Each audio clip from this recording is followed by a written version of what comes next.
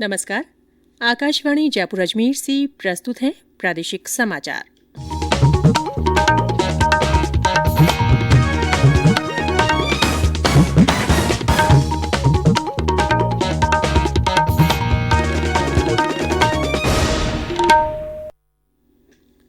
समाचारों के साथ मैं रितिका गुप्ता।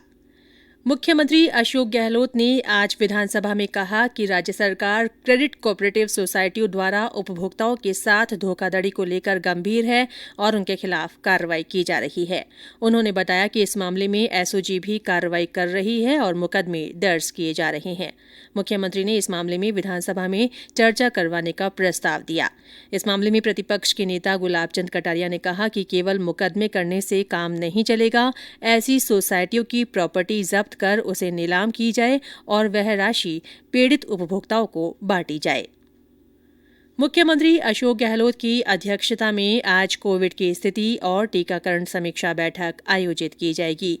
इस बीच स्वास्थ्य विभाग की रिपोर्ट के अनुसार प्रदेश में कल कोरोना संक्रमण से 90 मरीज ठीक हुए। अब तक 3,15,812 लोग संक्रमण मुक्त हो चुके हैं। राज्य में सक्रिय मामलों की संख्या 1,204 है। कल संक्रमण के 99 नए मामले सामने आए। 16 जिलों में कोई भी नया रोगी नहीं मिला। राज्य में इस बीमारी से अब तक 2,785 लोगों की मृत्यु हो चुकी है। वहीं देश में कोविड से स्वस्थ होने की दर 97.2% है। अब तक 1,07,38,000 से अधिक रोगी स्वस्थ हुए हैं। प्रदेश में 7,83,000 से ज्यादा स्वास्थ्य कर्मियों और अग्रिम पंक्ति के कार्यकर्ताओं को कोविड टीके की पहली डोज दी गई है। वहीं 1,47,000 से ज्यादा ने वैक्सीन की दूसरी खुराक भी ले ली है। देश में अब तक 1,26,71,000 लोगों को कोविड का टीका लगाया जा चुका है। केंद्रीय कृषि और किसान कल्याण मंत्रालय ने कहा है कि देश में 3,33,40,000 टन रिकॉर्ड अनाज उत्पादन होने का अनुमान है। मंत्रालय ने कहा कि ये पिछले साल की तुलना में 58,40,000 टन ज्यादा है। केंद्र ने निजी क्षेत्र के बैंकों के सरकार से संबंधित लेन देन का काम करने पर लगी पाबंदी हटा ली है। इनमें कर और अन्य राजस्व भुगतान सुविधाएं, पेंशन भुगतान और लघु बचत योजनाएं शामिल है।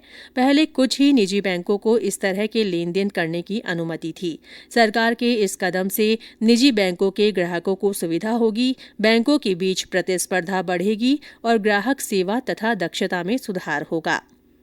सरकार ने सार्वजनिक क्षेत्र के बैंकों से कहा है कि पीएम स्वनिधि योजना के तहत ऋण वितरण की प्रक्रिया को आसान और तेज किया जाए।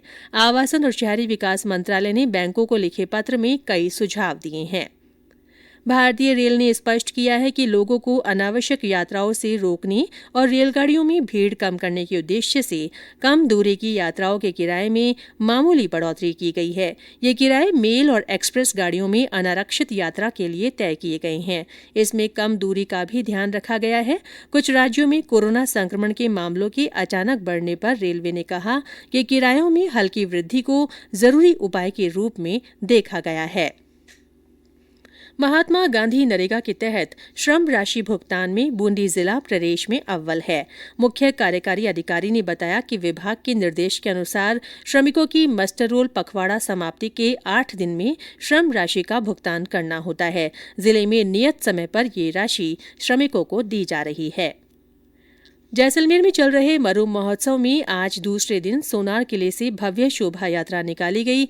महोत्सव के तहत आज विभिन्न प्रतियोगिताएं होंगी। इनमें साफा बांधो, मूमल महिंद्रा, मूछ प्रतियोगिता, मिस मूमल और मिस्टर डेजर्ट प्रतियोगिता मुख्य है। रात में गड़ीसर सरोवर पर म्यूजिकल नाइट में आकर्षक प्रस्तुतियां दी जाएंगी। प्रधानमंत्री नरेंद्र मोदी इस महीने की 28 तारीख को आकाशवाणी से मन की बात कार्यक्रम में अपने विचार साझा करेंगे। ये इस कार्यक्रम की 74वीं कड़ी होगी। राज्य में गर्मी के असर में बढ़ोतरी जारी है। अधिकांश स्थानों पर न्यूनतम तापमान 10 डिग्री सेल्सियस से ऊपर पहुंच गया है। मौसम विभाग के अनुसार आज राजधानी जयपुर में न्यूनतम तापमान 5 डिग्री बढ़कर 20 डिग्री सेल्सियस पर पहुंच गया। वहीं माउंट आबू में 7 डिग्री सेल्सियस न्यूनतम तापमान दर्ज किया गया। और अंत में कोरोना जागरूकता संदेश। कोविड-19 से बचाव और सुरक्षित रहने के 3 उपाय। मास्क लगाएं, 2 गज दूरी है जरूरी, सुरक्षित दूरी रखें, हाथ और मुंह साफ रखें।